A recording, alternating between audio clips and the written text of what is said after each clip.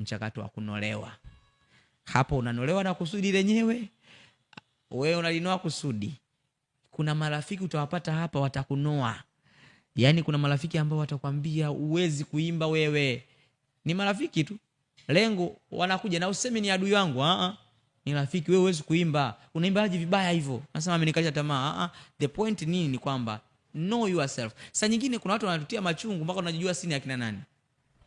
Ni wakati wa maandalizi. Leo kwa mfano ukimwambia mimi sijui kucheza mpira, ni maumivu hayo. Ni maumivu. Ataanza kusema, sawa bwana sijui kucheza mpira." Hapana, kashakuwa mtu mkuu kwenye eneo lake.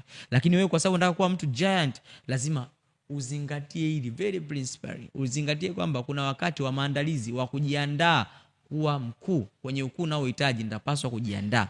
Na maandalizi lazima yafanywe mapema.